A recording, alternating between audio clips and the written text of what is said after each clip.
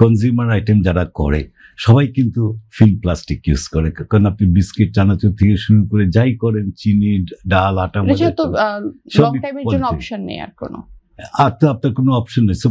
তো এখন যে সব সিস্টেম করা হচ্ছে যে বিক্রেতা ওকেও আমরা দায়িত্ব দেওয়ার চেষ্টা করছি যে আপনারা আপনাদের প্যাকেজিং ম্যাটেরিয়ালটা আপনারা কালেক্ট করেন, কারণ এগুলি সব রিসাইকেল হয়। যদি প্রপারলি রিসাইকেল হয়, এই যে ওয়েস্ট ম্যানেজমেন্ট, যেটা প্লাস্টিকের তো সবচেয়ে বড় অসুবিধা হচ্ছে ওয়েস্ট ম্যানেজমেন্ট।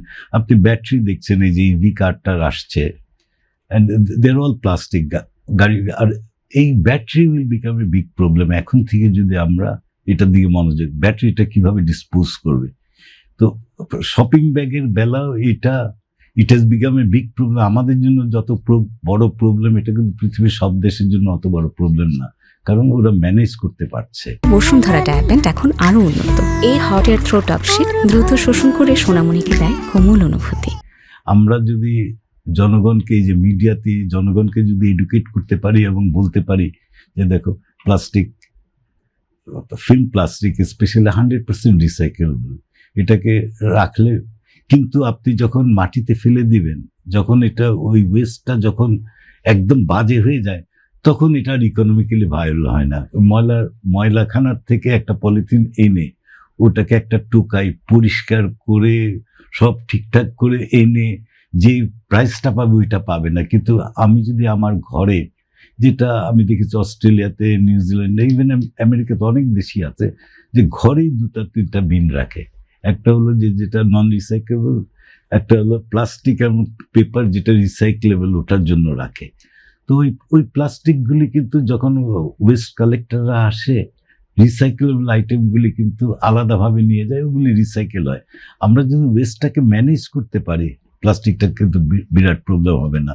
তো এই ফিল্ম প্লাস্টিকটাকে এক এক দেশ এক একভাবে ম্যানেজ করার চেষ্টা করেছে। যেমন ইন্ডিয়া যেটা করেছে, ওরা বলেছে শপিং ব্যাগে শুধু যে একটা থিকনেস বলে দিয়েছে, এর কমে করতে পারবে না, কারণ যত পাতলা হবে অত ওয়ান টাইম ইউজ হবে, যত মোটা হবে ওটা বারবার ইউজ হবে। এটা একটা কারণ যে ওটা ক্ষমতা বেশি শক্ত হয়, আরেকটা কারণ যে ওটা প্রাইস বেশি হয়।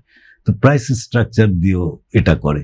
আবার অনেক দেশে, ইউরোপে, আপনি এখানেও হয়তো শুরু হয়েছে যে আপনি bag, polythene bag, plastic bag আপনি পয়সা দিয়ে কিনতে হবে, একটা সার্টেন দাম দেয়, যে পয়সা দিয়ে কিনতে হলেই কিন্তু লোকেরা ডিসকারেজড হয় যে রিইউজ করবে। আমাদের এখন একটা কথা আছে যে প্লাস্টিকের বেলায় রিডিউস মানে আপনি ইউজটা কমাবেন, আমি বলছি ফিল্ম প্লাস্টিকের বেলায় reduce, reuse and recycle, 3R দিয়ে পুরো পৃথিবীর প্রায় সব দেশ চলছে।